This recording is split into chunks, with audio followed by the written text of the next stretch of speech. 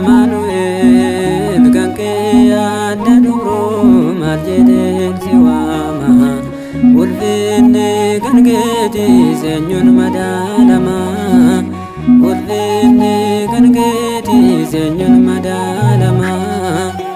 ada Manuel kan ke ada duro marjeden siwama ulfinne kan geti senyun madalama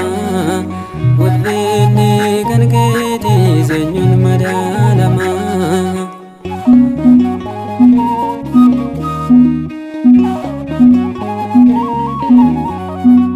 wae ke dubbachuu eenyu yaadanda'u dinqii keetiin argee ani garuu hin ta'u qulqulloonni hedduun si faarfatanii marree yoon si faarse anis dhalootame haadha Manuel kan kee adda duroo maal jedheen si waama ulfinne kan keeti seenyuun madaalama ulfinne kan keeti seenyuun madaalama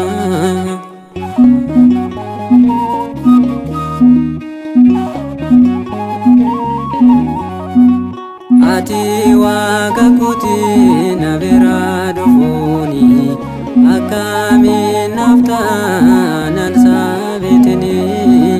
jettee kan dubbatte ati Yohaannisi kabajaa kee himte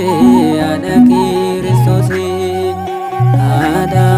Manuel kan kee adda duroo maal jedheen si waama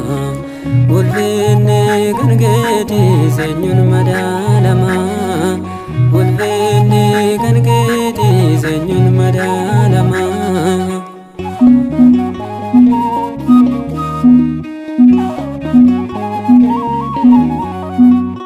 ati ulee Aroon lubicha fakkaata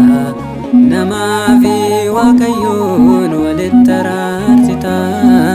kennaan kee danuudha ulfinni kee jabaa dubroo Maariyaamii siif galataan qaba haadha Manuel kan kee adda duroo maal jedheen si waama ulfinne kan keeti seenyuun madaalama ulfinne kan keeti seenyuun madaalama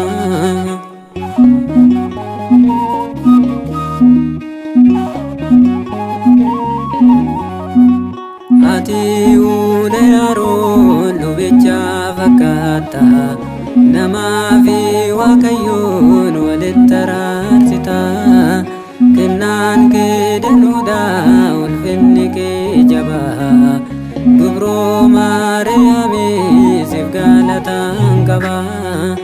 haadha Manuel kan kee adda duroo maal jedheen si waama ulfinne kan keeti seenyuun madaalama ulfinne kan keeti seenyuun madaalama haadha Manuel kan kee adda duroo maal jedheen si waama ulfinne kan keeti seenyuun madaalama ulfinne kan keeti seenyuun